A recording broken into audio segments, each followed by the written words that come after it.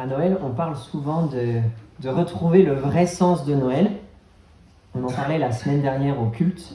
Et c'est vrai que dans notre société, on a tendance à l'oublier, voire ce sens a été remplacé et on a besoin de s'en rappeler. Mais pour moi, si je veux être sincère, et peut-être pour d'autres chrétiens, je connais au contraire plutôt bien ce sens. Et en fait, je connais les histoires par cœur, les histoires de Noël, au point que parfois, je l'avoue, elles deviennent un peu fades. Je confesse que plus les années passent, plus les passages de la Bible qu'on lit à Noël, ils me laissent de marbre, voire ils m'ennuient. Vite, qu'on en termine pour passer à la vraie fête. C'est un petit peu comme si c'était un bon plat que j'aimais autrefois, mais dont j'ai trop mangé, et maintenant j'ai fait une indigestion. Et moi, ce n'est pas le sens de Noël que je dois retrouver, mais c'est plutôt l'émerveillement de la première fois que j'ai découvert la venue de Jésus. Et je remarque qu'au lieu de faire la fête parce que je suis joyeux de sa naissance, j'attends plutôt de la fête elle-même et de ses artifices qu'il suscite en moi la joie que la nouvelle de la venue de Jésus ne produit plus trop. Des bons moments en famille, des cadeaux, de la bonne nourriture, du repos, et peut-être mon âme se réjouira à Noël cette année. Et puis ces dernières années, c'est un peu plus compliqué encore. On me charge souvent d'apporter le temps de méditation en famille sur la naissance de Jésus, voire même une prédication le 22 décembre à ce sujet, à moi qui n'aime pas vraiment Noël. Difficile de partager aux autres une bonne nouvelle qui résonne comme creux en moi. Oh, que j'aimerais tellement retrouver l'état d'esprit que j'avais lors de mon premier Noël. Et peut-être que vous êtes un peu comme moi. Et face à ce triste constat, le texte d'aujourd'hui va nous encourager à porter un regard nouveau sur ce qu'on va fêter dans 2 ou 3 jours. Noël, on va voir que c'est le jour où le Dieu très haut, il a personnellement préparé, conçu un parfait sauveur pour l'offrir en cadeau à l'humanité démunie. Noël, c'est le jour où le Dieu très haut a personnellement préparé et conçu un parfait sauveur pour l'offrir en cadeau à l'humanité démunie. C'est un cadeau merveilleux qu'on redéballe chaque année et qui reste toujours pertinent. Et je crois que chaque année, notre plus beau cadeau, c'est Jésus en fait. Et à travers l'exemple de Marie, on va voir Marie dans ce texte, la mère de Jésus, on verra comment le premier destinataire de ce cadeau, lors du premier Noël, comment elle l'a reçu personnellement. Et ce que j'espère, c'est qu'en la voyant saisir ce cadeau, à la fois honorée, joyeuse, curieuse, et remplie aussi de foi pour le partager au monde, peut-être que ça fera remonter en nous d'anciens souvenirs. Ces émotions feraient comme écho aux nôtres pour qu'elles résonnent à nouveau. Ah, c'était comme ça que j'avais réagi, et c'est comme ça que je suis censé réagir. Mais sans plus tarder, je vous propose d'ouvrir vos Bibles dans le livre de Luc, au chapitre 1, versets 26 à 38, et de lire le texte d'aujourd'hui.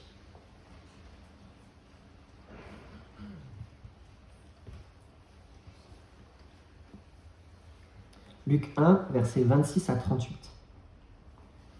Au 6e mois, l'ange Gabriel fut envoyé par Dieu dans une ville de Galilée du nom de Nazareth, chez une vierge fiancée à un homme du nom de Joseph, de la maison de David. Le nom de la vierge était Marie. Il entra chez elle et dit : « Je te salue, toi à qui une grâce a été faite. Le Seigneur est avec toi. » Troublée par cette parole, elle se demandait ce que ça signifiait, une telle salutation. L'ange lui dit : « Sois sans crainte, Marie, car tu as trouvé grâce auprès de Dieu. Voici, tu deviendras enceinte, tu enfanteras un fils, et tu l'appelleras du nom de Jésus.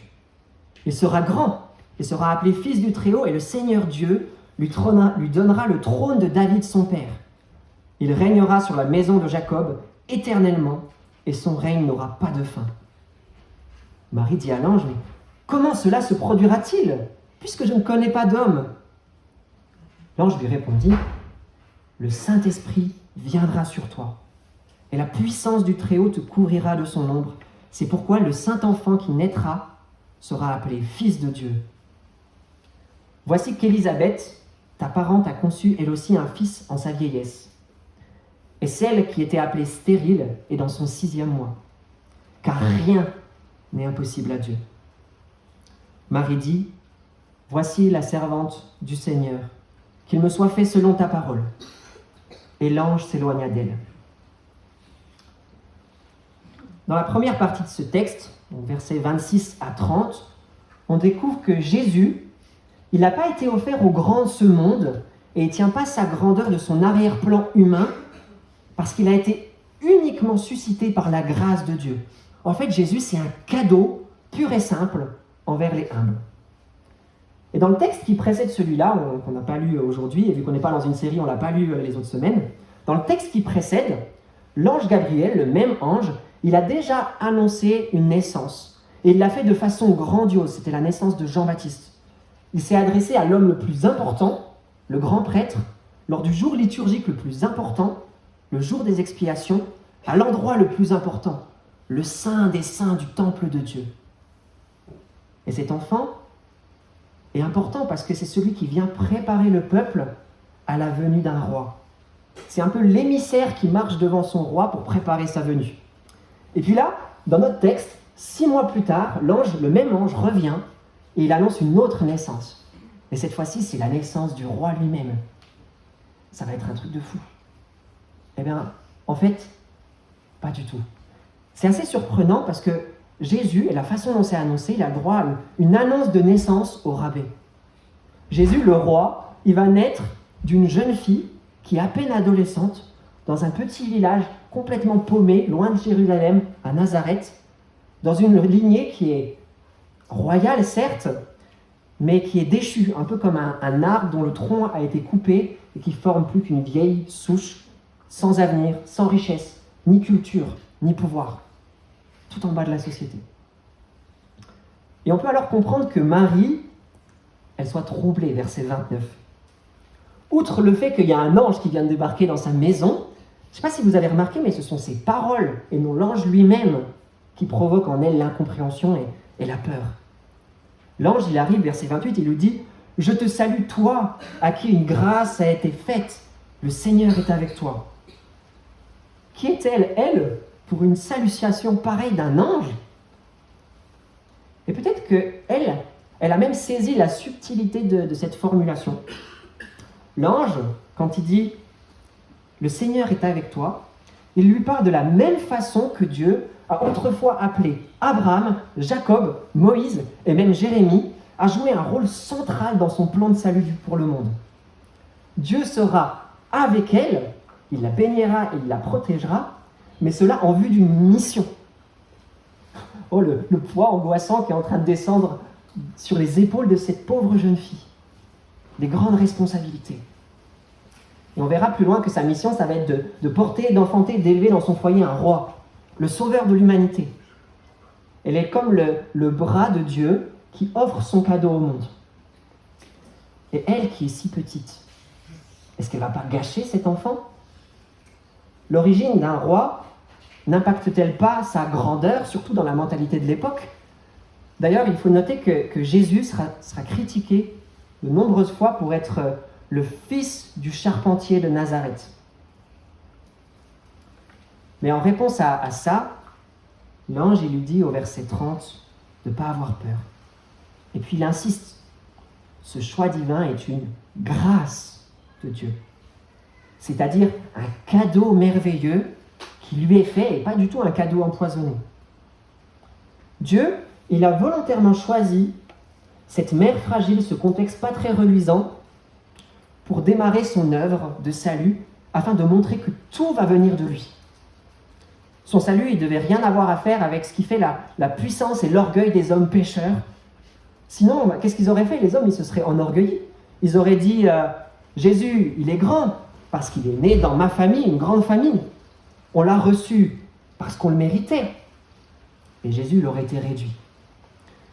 Mais Dieu, il réduit ça à néant. Dieu, il ne veut rien ajouter des mérites humains à son cadeau. Et la faiblesse de Marie, du coup, elle la rend parfaite, parfaitement adaptée pour recevoir sa mission tel un cadeau de la grâce divine. Et si c'est un cadeau et que c'est par grâce, ça veut aussi dire une seconde chose dans le texte. Ça veut dire qu'il peut être offert à tous, même aux plus petits. Dieu, il est un petit peu en train de renverser la hiérarchie orgueilleuse des hommes. Et Marie, elle le chantera ça plus loin. Elle sera contente. Et elle dira, Dieu, il a dispersé ceux qui avaient dans le cœur des pensées orgueilleuses. Il a fait descendre les puissants de leur trône. Il a élevé les humbles. Il a rassasié de biens les affamés, renvoyé à vide les riches. Jésus, c'est un sauveur venu pour des petits comme Marie et des petits comme nous aussi. Alors, qu'est-ce que ça veut dire pour nous ? Ça veut dire qu'on doit recevoir le cadeau de Dieu qui nous tend à Noël, Jésus, venu dans le ventre de Marie, de la même façon que Marie. Et ça commence déjà par être surpris d'en être les destinataires. Surpris aussi de participer à sa distribution. Car comme Marie, si j'ose dire, on a reçu la mission d'enfanter Jésus dans la tête des gens, en le leur présentant. Et avec le temps, peut-être que, comme moi, ça vous paraît normal et évident que Jésus nous a été offert comme sauveur, qu'il soit venu sur la terre, naître, vivre et mourir pour nous. Et peut-être normal qu'on lui appartienne, normal d'être ses ambassadeurs, mais en fait, c'est pas du tout normal. On n'est pas digne de fêter Noël, de recevoir et de partager un cadeau pareil. Alors on doit enlever de nos esprits toute pensée qui ferait croire que Jésus, il est venu parce qu'on le valait bien, parce qu'on serait des humains de grande valeur ou des gentils chrétiens méritants. En fait, c'est plutôt avec un cœur humble, qui craint Dieu, qu'on doit recevoir ce cadeau, en considérant notre indignité. Mais en même temps, si c'est une grâce, un cadeau immérité, qui dépend que de la bonté de Dieu, alors c'est sans peur qu'on peut l'accepter, le recevoir, sans pression. On peut le prendre, même si on n'est pas à la hauteur. Oui, on n'est pas digne du cadeau, c'est vrai, mais ça ne nous empêche pas de le recevoir à bras ouverts. Et c'est ça que je vous propose maintenant de faire dans la deuxième partie de ce texte. On va prendre ce cadeau, on va le secouer curieusement pour savoir ce qu'il y a dedans, on va le déballer sans retenue en déchirant, et avec empressement, on va découvrir le Jésus, le Christ qui contient. À l'intérieur du cadeau, d'après les versets 31 à 34, on va voir qu'il se trouve un roi parfait qui saura enfin sauver son peuple de ses péchés et lui apporter une paix durable, celle du royaume éternel de Dieu. La grâce qui sera faite à Marie dans le texte, c'est d'abord d'avoir un enfant, verset 31, mais pas n'importe quel enfant, un grand roi, verset 32, à qui on donne des grands noms, des titres glorieux. Et rappelez-vous, au tout début, Jésus, c'est l'héritier direct du trône de David par son père Joseph. Alors oui, c'est une lignée royale déchue, une vieille souche morte, mais d'elle va renaître un bourgeon royal. Et là, en fait, on a le dénouement, la fin d'une intrigue biblique qui traverse toute la Bible. Un dénouement qui a été promis et qui est attendu depuis super longtemps par les Juifs. Et ce que je vous propose de faire, c'est de revenir un petit peu en arrière pour comprendre ce qui est en train de se passer.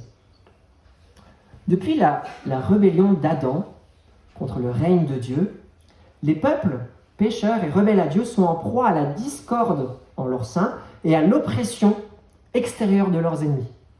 Et à un moment de l'histoire, Dieu il s'est choisi un peuple parmi les autres peuples, tel son enfant adoptif, afin de le sauver de ses ennemis extérieurs par la force de son bras, et ensuite reformer un royaume vivant selon ses lois et caractérisé par une paix et une justice durable.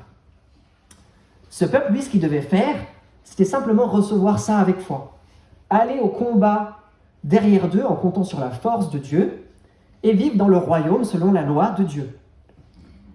Mais malheureusement, et si vous connaissez la Bible, vous savez que ces hommes étaient tout aussi rebelles que le reste de l'humanité. Ils avaient en eux cette tendance profonde, comme nous on a aussi, à partir dans tous les sens. Chacun fait ce qui lui semble bon, plutôt que de suivre Dieu avec foi. Et à cause de ça, dans l'histoire d'Israël, la menace de la discorde intérieure et des ennemis extérieurs, elle n'a jamais cessé de planer au-dessus d'eux. Alors qu'est-ce qu'il a fait Dieu comme solution à ce problème ? Première solution qu'il a mis en place pour les canaliser, on pourrait dire les galvaniser, les orienter dans la foi et l'obéissance, Dieu il leur a donné des chefs temporaires. Ce qu'ils faisaient, ces chefs, c'est qu'ils délivraient le peuple de ses ennemis extérieurs en l'amenant à combattre avec la force de Dieu, puis ensuite ils dirigeaient le peuple et établissaient la justice selon la loi de Dieu. En gros, toute la foi et l'obéissance du peuple ne dépendaient alors plus que d'une seule personne, de sa foi et de son obéissance. Et c'était plus sûr du coup comme ça. Ça s'était pas basé sur plein de personnes, mais sur une seule qui guide toutes les autres. Ces sauveurs, Moïse, Josué, les juges qui suivirent jusqu'à Samuel, il faut noter qu'ils ont été donnés ponctuellement au début. Mais dès qu'ils n'étaient plus là, qu'est-ce qui se passait? Le peuple repartait à ses habitudes et faisait n'importe quoi. C'est pourquoi Dieu il a commencé à changer, à passer à l'étape suivante. Pour leur donner un effet plus durable, il leur a donné une dynastie royale, des rois qui s'enchaînent les uns après les autres. Et le premier de cette dynastie, ça a été David. David, c'était un modèle de foi, et par lequel il a offert au peuple une délivrance totale de ses ennemis. Et c'est lui à qui Dieu a fait cette promesse qu'on a déjà lue ce matin, que Denis nous a lue, mais que j'aimerais relire avec attention. Il lui a dit « Je maintiendrai ta descendance après toi, celui qui sera sorti de tes entrailles, et j'affermirai son règne. Ce sera lui qui bâtira une maison à mon nom, et j'affirmerai pour toujours son trône royal. Moi-même, je serai pour lui un père, et lui sera pour moi un fils. S'il commet des fautes, je le corrigerai avec le bâton des hommes et avec le coup des humains, mais ma bienveillance ne se retirera pas de lui comme je l'ai retiré de Saül, que j'ai écarté devant moi. Ta maison et ton règne seront pour toujours assurés devant toi, ton trône pour toujours affermi. » On a là la promesse d'une lignée de rois qui sont adoptés comme les fils de Dieu et auxquels il promet un règne affermi et surtout éternel. Et du coup, selon la promesse, le fils de David, Salomon, est monté sur le trône pour gouverner avec justice et une grande sagesse, une grande crainte de Dieu lui avait été donnée pour ça. Et ça a amené des temps de paix bénis pour le peuple. Mais là encore, David et même Salomon ont parfois gravement manqué de foi en Dieu et leur désobéissance ont eu des terribles conséquences pour tout le peuple, notamment une scission entre les deux. Eh bien, que cette lignée royale, elle a continué encore plusieurs siècles, elle a fini 500 ans plus tard par perdre le trône, parce que les rois, ils n'étaient pas meilleurs que le peuple, c'était aussi des hommes rebelles de la lignée d'Adam. Et du coup, ils ont entamé un long déclin dans la désobéissance, dans l'incrédulité, jusqu'à ce qu'ils perdent le règne et que tout le peuple, à cause de ça, soit enlevé en exil, loin du royaume de paix de l'Éternel. Il s'avère, on pourrait en conclure ça comme ça, qu'un roi fidèle peut toujours en cacher un mauvais. Un peu comme les trains, un train peut en cacher un autre. C'est un peu cette idée-là, un roi fidèle peut toujours en cacher un mauvais. Et du coup, la paix n'est jamais définitivement acquise. C'est pourquoi, dans l'histoire d'Israël, la promesse a commencé à prendre une tournure un petit peu différente dans la bouche des prophètes. La paix durable et le trône éternel, promis à David, ne vont pas venir par une succession ininterrompue de rois, mais par un seul roi, bon, parfait, au règne éternel. Et voici ce que Ésaïe, l'un des prophètes, a dit en parlant de la venue de ce roi. Je vous lis. « Voici que la jeune fille est enceinte, elle enfantera un fils et lui donnera le nom d'Emmanuel. » Et c'est justement ce roi tant attendu qui va naître de Marie, la jeune fille vierge. Au verset 31, il est dit « Voici, tu deviendras enceinte, tu enfanteras un fils et tu l'appelleras du nom de Jésus. » C'est une référence claire à la prophétie d'Ésaïe. Il sera aussi appelé fils du Très-Haut, fils de Dieu. Verset 32, comme les rois de la lignée de David, il va recevoir le trône de David et c'est lui qui régnera éternellement et dont le règne n'aura pas de fin. Verset 33. Du coup, ça veut dire que la paix durable pour le peuple de Dieu, elle va pouvoir avoir lieu grâce à ce roi parfait au règne éternel. Et pour ça, Jésus, il est d'abord venu, comme les anciens rois, sauver son peuple. C'est la première étape. C'est d'ailleurs ce que signifie le nom de Jésus. Jésus, ça veut dire sauveur. Il vient pour nous libérer des ennemis extérieurs, les persécuteurs de l'humanité rebelle, et Satan qui est à leur tête. Il vient aussi détruire la discorde au milieu de son peuple en nous apprenant à vivre selon sa loi. Mais il vient avant tout détruire le problème qui était à la racine.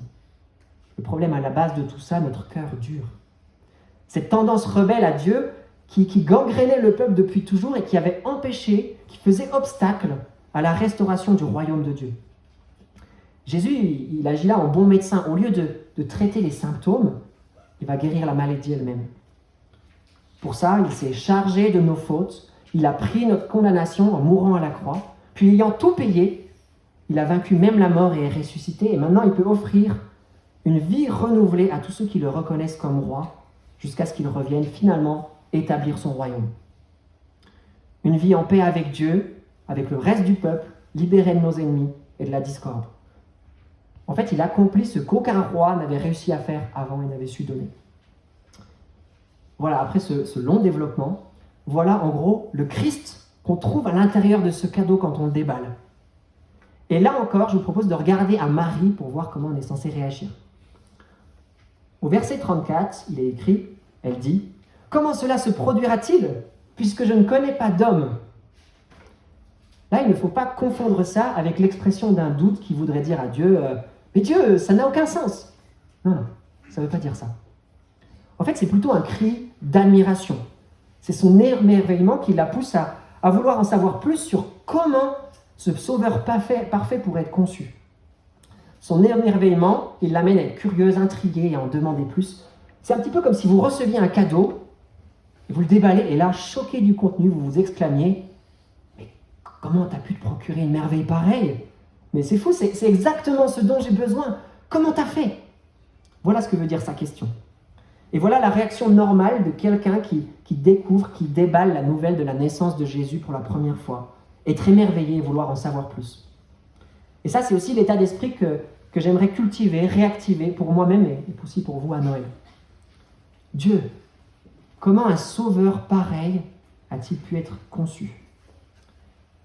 Prenons donc le temps à Noël de relire les événements d'il y a 2000 ans et de découvrir et de chercher à découvrir des nouveaux détails pour en être émerveillé et pour en avoir une compréhension plus profonde. Moi, c'est ce que je voudrais faire à Noël. Et en fait, c'est justement ce que je vous propose de faire maintenant, dans la troisième partie de ce texte. Découvrir comment la conception de Jésus a fait de lui le sauveur idéal.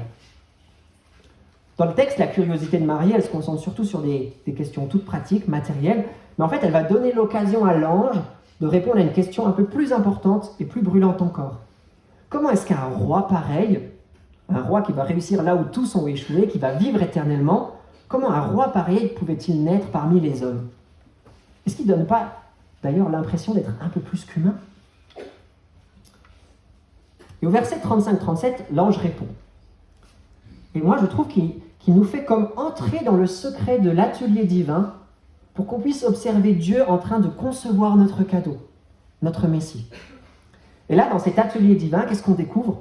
On découvre que Jésus, il a été conçu du Saint-Esprit de Dieu et que ça fait de lui, Dieu fait homme et le premier d'une humanité qui est libérée du péché. Et c'est exactement pour ça qu'il est qualifié pour être notre roi éternel. Si ça, ce n'est pas un miracle que seul Dieu pouvait accomplir. Du coup, Marie, c'est une jeune femme vierge, c'est-à-dire qu'elle n'a pas encore connu d'homme, et il lui a annoncé qu'elle deviendra bien enceinte sans avoir connu d'homme. C'est un miracle qui est normalement impossible, et on appelle ça la conception virginale. Et cette conception virginale, ce miracle, il va nous apprendre 3 choses sur Jésus. Premièrement, la conception virginale de Jésus souligne l'origine divine de Jésus. Jésus, on l'a dit, il n'est pas spécial par son arrière-plan humain glorieux. Ce qui le rend spécial, c'est sa naissance divinement orchestrée. Notre texte, c'est vrai, il met en avant le caractère humain de sa venue. Il va passer par le ventre de Marie, il va sortir d'elle, verset 31, il va grandir comme un homme. Et c'est vrai qu'il devait être pleinement homme pour être le sauveur et le roi des hommes. Mais le texte, il met surtout en avant l'origine divine de sa conception. Au verset 35, il insiste 2 fois sur l'origine divine et dit « Le Saint-Esprit viendra sur toi et la puissance du Très-Haut te couvrira de son ombre. » Le texte, il est plutôt clair là. Jésus, il va être conçu par Dieu et non pas de la rencontre entre 2 êtres humains. Et la particularité de cette conception dans le texte, elle manifeste 2 autres choses. Il y a 2 conséquences sur Jésus. Verset 36. C'est pourquoi le Saint-Enfant qui naîtra sera appelé Fils de Dieu. Tout d'abord, il ne va pas être appelé Fils de Dieu par simple adoption, comme l'étaient les rois d'Israël dans l'Ancien Temps, lorsqu'ils montaient sur le trône. Non, non. Lui, il l'est par nature dès sa naissance. Son titre de Fils de Dieu, du coup, il a un sens beaucoup plus fort qui signifie sa pleine divinité. En tant que fils, il a la même nature que son père. Et c'est aussi dans ce sens-là qu'il est appelé saint. pas parce qu'il aurait été mis à part par Dieu par la suite en recevant l'Esprit pour une mission comme Jean-Baptiste par exemple. Non, il est saint par nature dès sa naissance, et ça c'est une caractéristique de Dieu seul. Du coup, la conception virginale nous révèle la double nature un peu mystérieuse de Jésus-Christ. Il est Dieu fait homme. Pas l'un ou l'autre, pas un mélange des deux, mais une seule personne, 100% divine et 100% humaine en même temps.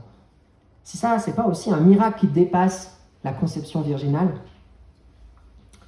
Deuxièmement, la conception virginale, elle fait de Jésus le premier d'une humanité qui est débarrassée du péché.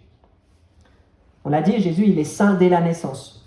Et la sainteté divine, dans la Bible, elle implique une pureté morale qui ne supporte pas le mal. Jésus, il n'est donc pas né rebelle, comme tous les autres êtres humains, et donc ça fait qu'il peut être notre roi parfait. Ce roi capable de nous débarrasser du mal en nous et de ses conséquences, parce que justement, lui-même n'en est pas entaché. Jésus ne va pas échouer, sa foi sera sans faille, et son origine divine était nécessaire pour ça. Et justement, la naissance virginale, la conception virginale, elle illustre super bien cette réalité. Au verset 35, il est dit que l'Esprit est présenté comme descendant sur Marie pour faire naître une vie nouvelle. Et cette description, elle rappelle la façon dont Dieu avait créé l'humanité lors de la création en Genèse, par son Esprit qu'il avait insufflé, la nouvelle vie.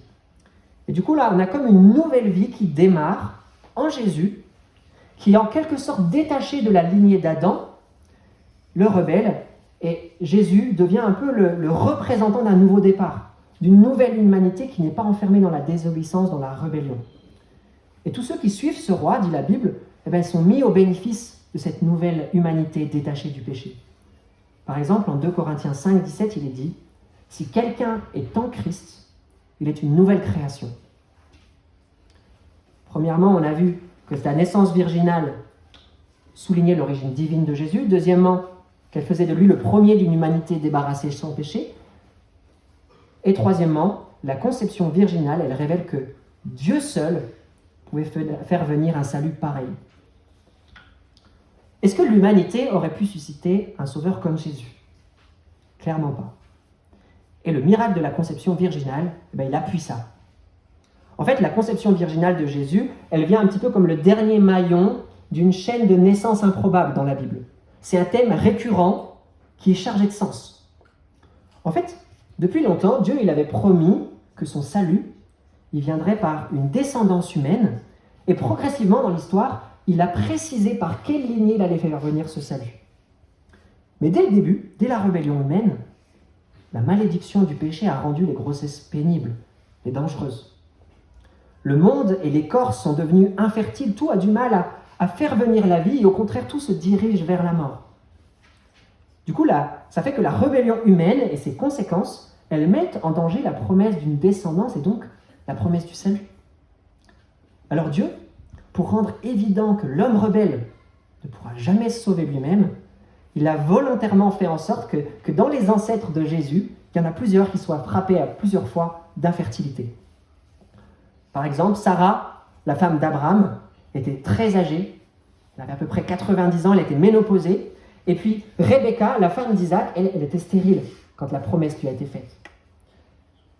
À l'époque, c'était des problèmes vraiment insurmontables. Il ne leur restait alors qu'une seule chose à faire à ces femmes, faire confiance à Dieu, à sa promesse, et attendre de lui seul la descendance promise. Et à chaque fois, dans la Bible, Dieu a tenu parole. Et de ce motif qui se répète, on apprend que les humains pécheurs, au fond, sont stériles pour faire venir le salut. Ils ne produisent que des œuvres qui mènent à la mort. Il n'y a que Dieu qui peut dépasser tous les obstacles causés par la rébellion pour faire venir une vie nouvelle. C'est dans le Tout-Puissant, du coup, qu'on doit placer notre confiance. Et c'est à ça que Marie est encouragée par l'exemple d'Élisabeth, au verset 36. Élisabeth, c'est sa parente, c'est la mère de Jean-Baptiste. Et cette parente était stérile, et maintenant, elle est visiblement enceinte de 6 mois. Élisabeth, c'est l'avant-dernière de cette longue série de naissances miraculeuses dans la Bible, et Marie, c'est l'aboutissement du thème. Sauf que le miracle de Marie, il dépasse tous les miracles passés. Son corps à Marie, il n'est pas brisé, il n'est pas trop âgé, il n'est pas infertile. Non, il n'a carrément connu aucun homme. Alors, petite précision, oui, elle est légalement liée à Joseph, mais comme le voulait la coutume à l'époque, elle est restée encore un temps dans sa famille avant d'unir son foyer et son corps à son époux. Elle est donc encore vierge, et ce n'est pas la cassure causée par le péché qui fait barrière ici à l'accomplissement de la promesse. Non, non. C'est les limites même du monde créé par Dieu. C'est ça que Dieu doit surmonter. Du coup, Dieu, en donnant un fils à la Vierge, ce qu'il a montré, c'est que rien ne lui est impossible. Verset 37, c'est la conclusion du texte. Ni la grossesse d'Élisabeth, ni la grossesse de Marie la Vierge, ni la venue d'un parfait sauveur, Dieu fait homme sans péché, rien ne l'empêchera non plus de ressusciter Christ 30 années plus tard, encore moins de nous ressusciter au dernier jour, parce qu'il est l'auteur de la vie et ce qu'il a promis, il le fera envers et contre tout. Alors, voilà tout ce que nous enseigne la conception virginale. Ça fait beaucoup. Hein. Mais ce qu'il faut en retenir, c'est surtout que ça fait que Jésus, il est parfaitement qualifié, il est le seul à être parfaitement qualifié pour être ce roi parfait, sauveur de tous les hommes. Mais soyons un peu francs, parce que ce miracle, aujourd'hui, il est souvent remis en question. Il a l'air un peu trop fou pour être vrai, et il passe ce cadeau pour une contrefaçon. Il y a plein de personnes qui rient à l'idée d'une conception virginale, c'est un miracle. Comment ça peut arriver? Et puis, nous les chrétiens, on ose croire rarement et proclamer ouvertement cette vérité sur Jésus sans être gêné. Et à l'opposé, dans notre société, c'est beaucoup plus facile de croire que l'homme, sa science, ses techniques pourront un jour apporter une solution au problème du monde. Pourtant, Dieu, ici, il affirme que ce dont on a besoin, c'est d'un sauveur aussi extraordinaire que Jésus. Dieu fait homme sans péché, mort pour nos fautes, ressuscité pour donner une vie nouvelle à une humanité restaurée dont il est le premier. Rien de moins que ça. Du coup, on devrait douter sérieusement de notre capacité à pouvoir accomplir nous-mêmes le salut qui nécessite un sauveur pareil. Ce salut, seul Dieu peut le confectionner et nous l'offrir, et c'est en lui seul qu'on devrait mettre nos espoirs. Et ça, on peut le faire avec confiance, parce que, comme l'a conclu l'ange, rien n'est impossible à Dieu. Avant de terminer, regardons une dernière fois la réaction de Marie, au verset 38. Elle nous montre l'attitude à avoir. Marie dit, « Voici la servante du Seigneur, qu'il me soit fait selon ta parole. » Je voudrais noter 3 choses qui nous encouragent. Premièrement, elle reçoit avec une foi simple les promesses de Dieu qui ont été proclamées pour elle. Même celles qui dépassent totalement sa compréhension et qui semblent être trop belles pour être vraies, elle les reçoit simplement. Elle croit que Dieu il peut vraiment faire tout ce qu'il a promis. Eh bien, nous, on est appelés à faire de même. Pour toutes les promesses que Dieu il nous a données, on doit faire confiance à sa parole. Et en cette période de Noël, je vous propose surtout de recevoir avec foi tous les récits qui concernent la venue de Jésus, même la conception virginale. Deuxièmement, Marie, elle se soumet ensuite humblement au Seigneur, et elle se met docilement à son service, comme sa servante, elle dit, pour accomplir le rôle qu'il lui a donné, la mission qu'il lui a donnée, enfanter le Sauveur. Comme je l'avais dit tout à l'heure, de même, nous, on a reçu en quelque sorte le rôle d'enfanter le Christ dans la tête des gens par la proclamation de cette bonne nouvelle. Et peut-être que pour vous aussi, comme pour moi, Noël, c'est justement l'occasion privilégiée de le faire auprès de vos familles, auprès de vos proches. Alors, je vous encourage, et c'est ce que je vais faire aussi, à répondre à l'appel de Dieu en reprenant les mots de Marie pour nous-mêmes. Voici la servante ou voici le serviteur du Seigneur. Troisièmement, et finalement, notez que Marie, quand elle se met au service de Dieu, elle s'appuie ouvertement sur sa promesse plutôt que sur ses propres forces. Elle agit en s'appropriant les promesses de Dieu et en les appelant sur elle. Elle dit « qu'il me soit fait selon ta parole ». Eh bien nous, on doit faire de même à chaque fois que Dieu nous appelle à agir à son service. On doit faire de même dans la prière. Fais tout selon ta parole. Et en faisant ça, on sera rempli d'une grande confiance, parce que rien ne lui est impossible. Du coup, vous voyez, Noël, c'est le jour où Dieu, le Très-Haut, a personnellement préparé, conçu un parfait sauveur pour l'offrir en cadeau à l'humanité démunie. Et pour résumer, pour conclure, voilà comment ce texte nous a encouragés à recevoir ce cadeau. Tout d'abord, on peut le saisir en reconnaissant qu'on n'est pas digne, mais ça sans aucune retenue et appréhension, parce que c'est une grâce qui nous vient de Dieu. Deuxièmement, on est appelé à l'ouvrir avec émerveillement, en désirant découvrir toutes les facettes du Sauveur qu'il contient. Et finalement, ayant découvert l'origine divine et miraculeuse de Jésus, qui fait de lui le Sauveur idéal, on est encouragé à accepter ce Sauveur avec foi et humilité, à prendre ce cadeau sans douter de son authenticité, et ensuite à le partager au monde en croyant qu'il est bien aussi grand que Dieu l'a dit. Pour terminer, j'aimerais juste prier avant qu'on repasse au temps de chant.